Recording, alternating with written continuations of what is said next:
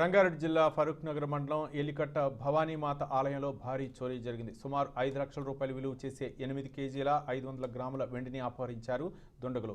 ఆలయ ప్రధాన అర్చకులు అమ్మవారికి పూజ చేసే సమయంలో చోరీ జరిగిందని గ్రహించి పోలీసులకు, గ్రామస్తులకు సమాచారం అందజేశారు. సమాచారం అందుకున్న షాద్నగర్ ఏసీపీ కులశేఖర్ సంఘటనా స్థలానికి చేరుకొని ఆలయంలో చోరీకి గురైన ప్రాంతాన్ని పరిశీలించారు. నిందితుల్ని త్వరలోనే పట్టుకుంటామని తెలిపారు.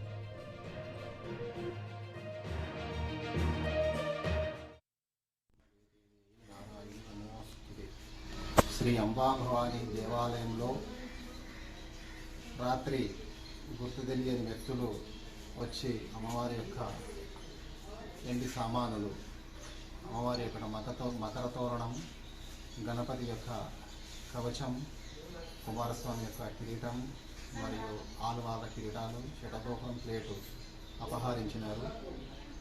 అపహరించిండు. మేము ఉదయం వచ్చి అమ్మవారి యొక్క పూజ కార్యక్రమాలు చేస్తామని వచ్చేసరికల్లా తాళాలు పగలగొట్టింది.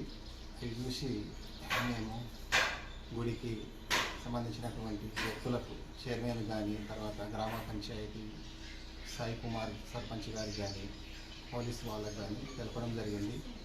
వాళ్ళు వచ్చేసి ఎంక్వైరీ చేసినారు, దేవాలయంలో మొత్తం చూసినారు, వాళ్ళు ఎంక్వైరీలు నడిపిస్తున్నారు. దానికి కారణం కూడా ఈ దేవాలయం కూడా